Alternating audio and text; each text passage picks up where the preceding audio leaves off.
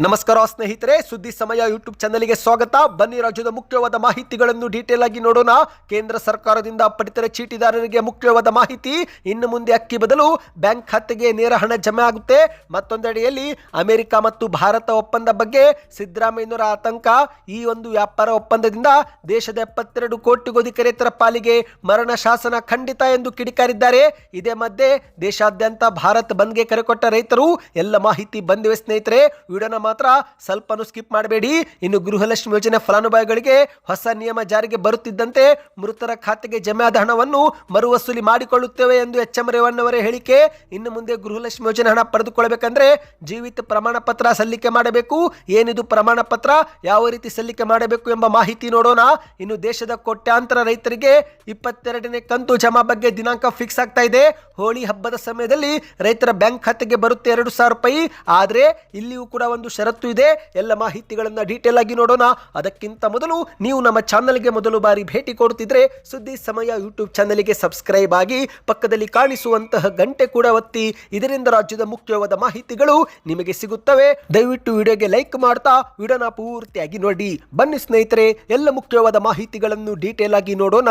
ನಿಮ್ಮ ಹತ್ತಿರವೂ ಕೂಡ ಎಪಿಎಲ್ ಅಥವಾ ಬಿಪಿಎಲ್ ಪಡಿತರ ಚೀಟಿ ಇದ್ರೆ ಯಾವುದು ಇದೆ ಎಂಬುದನ್ನು ನೀವು ಕಮೆಂಟ್ ಮಾಡಿ. ದೇಶದ ಕೋಟ್ಯಾಂತರ ಪಡಿತರ ಚೀಟಿದಾರರಿಗೆ ಕೇಂದ್ರ ಸರ್ಕಾರ ಮಹತ್ವದ ಸುದ್ದಿ ಒಂದು ಕೊಟ್ಟಿದೆ. ಹೌದು, ಸಾರ್ವಜನಿಕ ಪಡಿತರ ವಿತರಣಾ ವ್ಯವಸ್ಥೆಯಲ್ಲಿ ದೊಡ್ಡ ಬದಲಾವಣೆ ತರಲು ಮೋದಿ ಸರ್ಕಾರ ಮುಂದಾಗಿದೆ. ಇನ್ನು ಮುಂದೆ ಪಡಿತರ ಚೀಟಿದಾರರಿಗೆ ನ್ಯಾಯಬೆಲೆ ಅಂಗಡಿಗಳ ಮೂಲಕ ಉಚಿತವಾದ ಅಕ್ಕಿ ಅಥವಾ ಗೋಧಿ ಕೊಡೋ ಬದಲು ನೇರವಾಗಿ ಬ್ಯಾಂಕ್ ಖಾತೆಗೆ ಹಣ ಜಮಾ ಮಾಡುವ ನಿರ್ಧಾರವನ್ನು ಕೇಂದ್ರ ಸರ್ಕಾರ ತೆಗೆದುಕೊಳ್ಳುವ ಹಂತದಲ್ಲಿದೆ. ಹೌದು ಸ್ನೇಹಿತರೆ, ಆಹಾರ ಭದ್ರತಾ ಯೋಜನೆಯಡಿಯಲ್ಲಿ ಇಲ್ಲಿಯವರೆಗೆ ಬಡ ಕುಟುಂಬಗಳಿಗೆ ನೀಡಲಾಗುತ್ತಿದ್ದಂತ ಪಡಿತರ ಸಾಮಗ್ರಿ ವಿತರಣಾ ವ್ಯವಸ್ಥೆಯಲ್ಲಿ ಸಂಪೂರ್ಣ ಪಾರದರ್ಶಕತೆ ತರಲು ಮತ್ತು ಸೋರಿಕೆಯನ್ನು ತಡೆಗಟ್ಟಲು ಕೇಂದ್ರ ಸರ್ಕಾರ ಅಕ್ಕಿ ಮತ್ತು ಗೋಧಿ ಬದಲು ಹಣ ಜಮಾ ಮಾಡಲು ಮುಂದಾಗಿದೆ. ಈಗಾಗಲೇ ಈ ಒಂದು ಹಿಂದೆ ಕರ್ನಾಟಕದಲ್ಲಿ ಕಾಂಗ್ರೆಸ್ ಸರ್ಕಾರ ಯಾವ ರೀತಿ ಅನ್ನಭಾಗ್ಯ ಯೋಜನೆ 5 ಕೆಜಿ ಅಕ್ಕಿ ಬದಲಿಗೆ ಹಣವನ್ನ ಜಮಾ ಮಾಡಿತೋ ಅದೇ ಮಾದರಿಯಲ್ಲಿ ಕೇಂದ್ರ ಸರ್ಕಾರವು ಕೂಡ ಅಕ್ಕಿ ಬದಲು ಹಣ ಜಮಾ ಮಾಡಲು ಮುಂದಾಗಿದೆ ಸ್ನೇಹಿತರೆ. ಹೌದು, ಡಿಬಿಟಿ ಮೂಲಕ ಬ್ಯಾಂಕ್ ಖಾತೆಗೆ ಹಣ ಜಮೆ ಆಗುತ್ತೆ. ಈ ಒಂದು ಕೇಂದ್ರದ ನಿರ್ಧಾರದಿಂದ ಪಡಿತರ ಚೀಟಿದಾರರಿಗೆ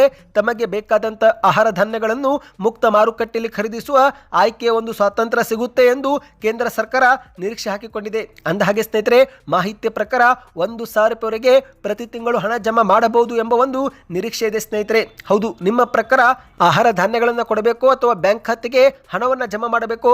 ನಿಮ್ಮ ಅನಿಸಿಕೆಯನ್ನು ನೀವು ಕಮೆಂಟ್ ಮಾಡಿ. ಈ ಒಂದು ಯೋಜನೆ ದೇಶಾದ್ಯಂತ ಏಕಾಏಕಿ ಜಾರಿಗೆ ಮಾಡುವ ಮೊದಲು ಈಗ ಕೇಂದ್ರ ಸರ್ಕಾರ ಕೆಲವು ಕೇಂದ್ರಾಡಳಿತ ಪ್ರದೇಶಗಳಲ್ಲಿ ಪ್ರಾಯೋಗಿಕವಾಗಿ ಜಾರಿಗೆ ತಂದಿದೆ. ಹೌದು ಸ್ನೇಹಿತರೆ, ಚಂಡೀಗಢ, ಪುದುಚೇರಿ, ಮುಂಬೈ, ದಾದ್ರಾ ನಗರ ಹವೇಲಿ ಸೇರಿ ಮಹಾರಾಷ್ಟ್ರದ ಹಲವು ಭಾಗಗಳಲ್ಲಿ ಈಗಾಗಲೇ ಅಕ್ಕಿ ಬದಲು ಹಣ ನೀಡುವಂತಹ ಪೈಲಟ್ ಪ್ರಾಜೆಕ್ಟ್ ಜಾರಿಗಾಗಿ ಯಶಸ್ವಿಯೂ ಕೂಡ ಆಗಿದ್ದು ಅಲ್ಲಿನ ಸಕಾರಾತ್ಮಕ ಫಲಿತಾಂಶದಿಂದ ಆಧರಿಸಿ ಈಗ ದೇಶಾದ್ಯಂತ ಈ ಒಂದು ಯೋಜನೆ ವಿಸ್ತರಿಸಲು ಕೇಂದ್ರ ಸರ್ಕಾರ ಮುಂದಾಗಿದೆ. ಬನ್ನಿದೀಗ ಎರಡನೇ ಮಾಹಿತಿಗೆ ಹೋಗೋಣ. ಭಾರತ ಮತ್ತು ಅಮೆರಿಕದ ಒಪ್ಪಂದಕ್ಕೆ ಮುಖ್ಯಮಂತ್ರಿ ಸಿದ್ದರಾಮಯ್ಯನವರು ಕಿಡಿಕಾರಿದ್ದಾರೆ. ಅಮೆರಿಕ ದೇಶಕ್ಕೆ ಮೋದಿಯವರು ಶರಣಾಗಿ ಹೋಗಿದ್ದಾರೆ. ಮೋದಿಯವರ ಈ ಒಂದು ವ್ಯಾಪಾರ ಒಪ್ಪಂದದಿಂದ ದೇಶದ 72 ಕೋಟಿ ರೈತರ ಪಾಲಿಗೆ ಮರಣ ಶಾಸನವಾಗಲಿದೆ ಎಂದು ಸಿದ್ದರಾಮಯ್ಯನವರು ಆತಂಕ ವ್ಯಕ್ತಪಡಿಸಿದ್ದಾರೆ. ಹೌದು, ಬೆಂಗಳೂರಲ್ಲಿ ಮಾತನಾಡಿದಂಥ ಮುಖ್ಯಮಂತ್ರಿಯವರು ಭಾರತ ಮತ್ತು ಅಮೆರಿಕ ನಡುವಿನ ಈ ಒಂದು ಮಧ್ಯಂತರ ವ್ಯಾಪಾರ ಒಪ್ಪಂದವನ್ನು ಒಪ್ಪಿಕೊಂಡು ಸ್ವಾಗತ ಮಾಡುವ ಮೂಲಕ ಮೋದಿಯವರು ಅಮೆರಿಕಕ್ಕೆ ಸಂಪೂರ್ಣ ಶರಣಾಗಿ ಹೋಗಿದ್ದಾರೆ. ಮುಂದಿನ ದಿನಗಳಲ್ಲಿ ಈ ಒಂದು ಒಪ್ಪಂದ 140 ಕೋಟಿ ಭಾರತೀಯರಿಗೆ, ಅದರಲ್ಲೂ ಮುಖ್ಯವಾಗಿ ದೇಶದ 72 ಕೋಟಿ ರೈತರಿಗೆ ಮರಣ ಶಾಸನ ಆಗುವುದು ಖಂಡಿತ ಎಂದು ಸಿದ್ದರಾಮಯ್ಯನವರು ಕಳವಳ ವ್ಯಕ್ತಪಡಿಸಿದ್ದಾರೆ. ಎರಡೂ ದೇಶಗಳ ನಡುವಿನ ಸಂಬಂಧಗಳು ಸಮಾನತೆ ಮತ್ತು ಪರಸ್ಪರ ಗೌರವದ ಬುನಾದಿಯ ಮೇಲೆ ಸ್ಥಾಪನೆ ಆಗಬೇಕಾಗುತ್ತೆ. ಆದರೆ ಭಾರತ ಮತ್ತು ಅಮೆರಿಕ ನಡುವಿನ ಈ ಒಂದು ಮಧ್ಯಂತರ ವ್ಯಾಪಾರ ಒಪ್ಪಂದ ಕಾರ್ಯರೂಪಕ್ಕೆ ಬಂದಿರುವ ವಿಧಿವಿಧಾನ ನೋಡಿದ್ರೆ ಇದು ಒಡೆಯನ ಆಜ್ಞೆಗೆ ಸೇವಕ ತಲೆಯಾಡಿಸಿದಂತಿದೆ ಎಂದು ಮುಖ್ಯಮಂತ್ರಿಯವರು ವ್ಯಂಗ್ಯವಾಡಿದ್ದಾರೆ. ಈ ಒಂದು ಹಿಂದೆ ರಷ್ಯಾದಿಂದ ತೈಲ ಖರೀದಿ ಮಾಡುತ್ತಿದ್ದಂಥ ಭಾರತವನ್ನು ಮಣಿಸುವ ಉದ್ದೇಶದಿಂದ ಭಾರತೀಯ ಸರಕುಗಳ ಮೇಲೆ ಡೊನಾಲ್ಡ್ ಟ್ರಂಪ್ ಅವರು ಎರ್ರಾಬಿರಿ ಸುಂಕವನ್ನು ಏರಿಕೆ ಮಾಡಿದ್ರು. ಆದರೆ ಈಗ ಅದನ್ನು 25% 18% ಇಳಿಸಿ ಭಾರತಕ್ಕೆ ಮಹಾ ಉಪಕಾರ ಮಾಡಿದಂತೆವರು ನಾಟಕವಾಡ್ತಿದ್ದಾರೆ. ಇನ್ನು ಇದಕ್ಕೆ ಪ್ರತಿಯಾಗಿ ಅಮೆರಿಕದ ಸರಕುಗಳ ಮೇಲಿನ ಸುಂಕವನ್ನು ಭಾರತ 0 ಮಾಡಿದೆ. ಮೇಲ್ನೋಟದಲ್ಲಿನೇ ಈ ಒಂದು ತಾರತಮ್ಯದಿಂದ ಆಗಿರುವ ಅನ್ಯಾಯ ಸ್ಪಷ್ಟವಾಗಿ ಕಾಣುತ್ತಿದ್ರು. ನರೇಂದ್ರ ಮೋದಿ ಮತ್ತು ಕೇಂದ್ರ ಸರ್ಕಾರ ಇದನ್ನು ಸ್ವಾಗತ ಮಾಡುತ್ತಿರುವುದು ಭಾರತದ 149 ಕೋಟಿ ಜನರಿಗೆ ಮಾಡುತ್ತಿರುವ ಮಹಾದ್ರೋಹವಾಗಿದೆ ಎಂದು ಸಿದ್ದರಾಮಯ್ಯನವರು ಕಿಡಿಕಾರಿದ್ದಾರೆ. ಇಂದು ಪ್ರಸ್ತುತ ಭಾರತವು 40% ತೈಲವನ್ನು ರಷ್ಯಾದಿಂದ ಖರೀದಿ ಮಾಡುತ್ತಿದೆ. ಇದೀಗ ಡೊನಾಲ್ಡ್ ಟ್ರಂಪ್ ಅವರ ಆದೇಶಕ್ಕೆ ತಲೆಬಾಗಿರುವ ಮೋದಿಯವರು ರಷ್ಯಾದಿಂದ ತೈಲ ಖರೀದಿ ಮಾಡುವುದನ್ನು ಕೈಬಿಟ್ಟು ಅಮೆರಿಕ ಮತ್ತು ವೆನೆಜುವೆಲಾ ದೇಶದಿಂದ ತೈಲ ಖರೀದಿ ಮಾಡಲು ಒಪ್ಪಿಕೊಂಡಿದ್ದಾರೆ. ಇಲ್ಲಿ ಏನಂದ್ರೆ ಭಾರತ ಅಮೆರಿಕಕ್ಕೆ ಸಂಪೂರ್ಣ ಶರಣಾಗಿ ಹೋಗಿದೆ. ಮುಂದಿನ ದಿನಗಳಲ್ಲಿ ಭಾರತದಲ್ಲಿ ಪೆಟ್ರೋಲ್ ಮತ್ತು ಡೀಸೆಲ್ ಇನ್ನಷ್ಟು ಬೆಲೆ ಏರಿಕೆ ಆಗುತ್ತೆ. ಇದರ ಪರಿಣಾಮ ಉಳಿದ ಅಗತ್ಯ ವಸ್ತುಗಳು ಕೂಡ ಮೆಲ್ಲನೆ ದುಬಾರಿ ಆಗುತ್ತೆ ಎಂದು ಸಿದ್ದರಾಮಯ್ಯನವರು ಈಗಲೇ ಭವಿಷ್ಯ ನುಡಿದಿದ್ದಾರೆ. ಮುಖ್ಯವಾಗಿ ರೈತ ಸಮುದಾಯಕ್ಕೆ ಇದು ದೊಡ್ಡ ಮಟ್ಟದ ನಷ್ಟ ಎಂದು ಸಿದ್ದರಾಮಯ್ಯನವರು ಆರೋಪ ಮಾಡಿದ್ದಾರೆ. ಬನ್ನಿ ಸ್ನೇಹಿತರೆ, ಮತ್ತೊಂದು ಮಾಹಿತಿಗೆ ಹೋಗೋಣ.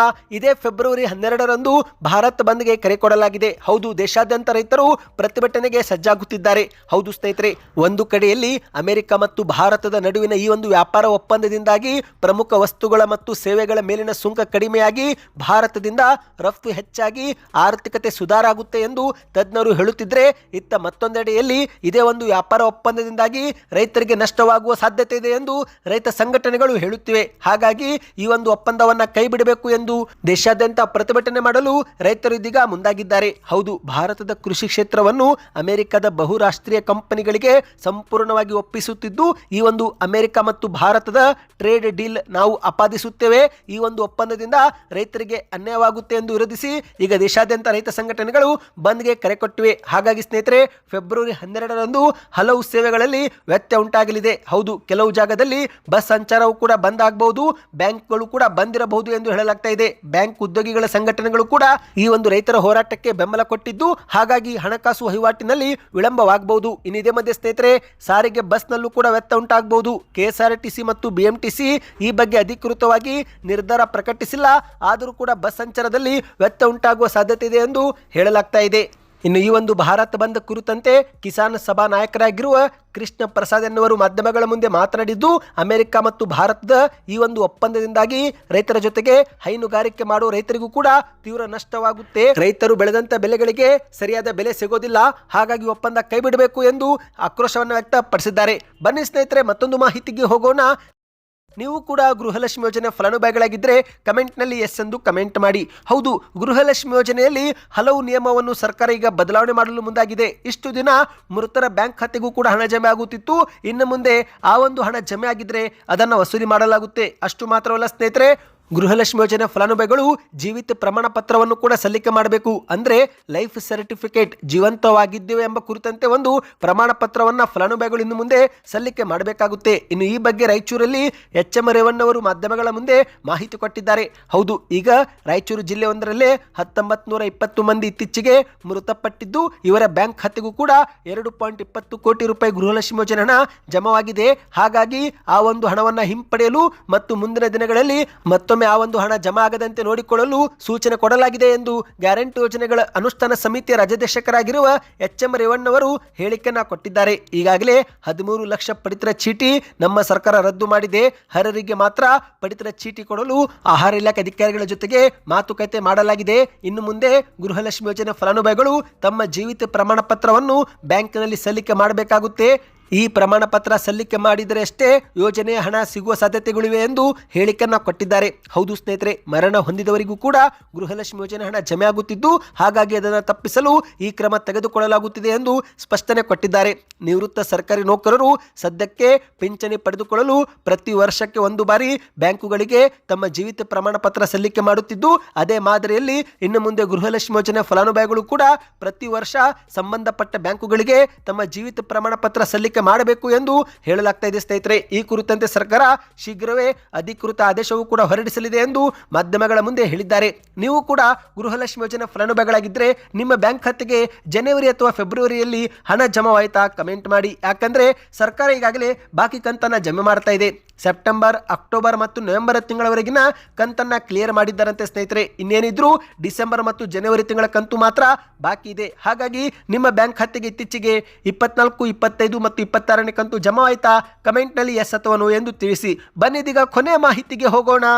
ದೇಶದ ಕೋಟ್ಯಾಂತರ ರೈತರಿಗೆ ಶೀಘ್ರವೇ 2,000 ರೂಪಾಯಿ ಜಮೆ ಆಗಲಿದೆ. ಹೌದು ಸ್ನೇಹಿತರೆ, ಕೇಂದ್ರ ಸರ್ಕಾರದ PM ಕಿಸಾನ್ ಸಮ್ಮಾನ್ ನಿಧಿ ಯೋಜನೆಯ 22ನೇ ಕಂತು ಹೋಳಿ ಹಬ್ಬದ ಸಮಯದಲ್ಲಿ ಜಮೆ ಆಗುವ ನಿರೀಕ್ಷೆ ಇದೆ ಎಂದು ಹೇಳಲಾಗ್ತಾ ಇದೆ. ಹೌದು, ಮಾರ್ಚ್ 4 ಅಥವಾ ಮಾರ್ಚ್ 5ರಂದು ಪ್ರಧಾನಿ ಮೋದಿಯವರು ಮತ್ತೊಮ್ಮೆ ಬಾರಿ ದೇಶದ ಕೋಟ್ಯಾಂತರ ರೈತರಿಗೆ ತಲಾ 2,000 ರೂಪಾಯಿ ಜಮೆ ಮಾಡಲಿದ್ದಾರೆ. ಇತ್ತೀಚೆಗೆ ಕೇಂದ್ರ ಸರ್ಕಾರ 21ನೇ ಕಂತನ್ನ ನವೆಂಬರ್ ತಿಂಗಳಲ್ಲಿ ಜಮೆ ಮಾಡಿದ್ದು, ಇದೀಗ ರೈತರು 22ನೇ ಕಂತಿಗಾಗಿ ಕಾತುರದಿಂದ ಕುಳಿತಿದ್ದಾರೆ. ಇದೇ ಮಧ್ಯೆ ಸಾಮಾಜಿಕ ಜಾಲತಾಣದಲ್ಲಿ ಈ ಒಂದು ಹಣವು ಮಾರ್ಚ್ ತಿಂಗಳ ಮೊದಲ ವಾರ ಅಂದ್ರೆ ಹೋಳಿ ಹಬ್ಬದ ಸಮಯದಲ್ಲಿ ಜಮೆ ಆಗುವ ನಿರೀಕ್ಷೆ ಇದೆ ಎಂದು ಹೇಳಲಾಗ್ತಾ ಇದೆ. ಸ್ನೇಹಿತರೆ, ನೀವು ಕೂಡ PM ಕಿಸಾನ್ ಸಮ್ಮಾನ್ ನಿಧಿ ಯೋಜನೆ ಫಲಾನುಭವಿಗಳಾಗಿದ್ದರೆ ಕಮೆಂಟ್ನಲ್ಲಿ ಕಿಸಾನ್ ಸಮ್ಮಾನ್ ಎಂದು ಕಮೆಂಟ್ ಮಾಡಿ. ಮತ್ತು ಮುಖ್ಯವಾಗಿ ಸ್ನೇಹಿತರೆ, ಈ ಒಂದು ಯೋಜನೆ ಲಾಭ ಪಡೆದುಕೊಳ್ಳಲು ರೈತರು ಕಡ್ಡಾಯವಾಗಿ KYC ಮಾಡಿಕೊಳ್ಳಲೇಬೇಕು. ಹೌದು, ರೈತರು ಈ KYC ಪೂರ್ಣಗೊಳಿಸದಿದ್ದರೆ ನಿಮ್ಮ ಬ್ಯಾಂಕ್ ಖಾತೆಗೆ ಹಣ ಜಮಾ ಆಗೋದಿಲ್ಲ. ಹಾಗಾಗಿ ರೈತರು ಆಧಾರ್ ಕಾರ್ಡ್ ಅನ್ನು ಬ್ಯಾಂಕ್ ಖಾತೆಗೆ ಲಿಂಕ್ ಮಾಡುವುದರ ಜೊತೆಗೆ ಈ KYC ಪ್ರಕ್ರಿಯೆಯು ಕೂಡ ಪೂರ್ತಿ ಮಾಡಿಕೊಳ್ಳಬೇಕು ಎಂದು ಕೇಂದ್ರ ಸರ್ಕಾರ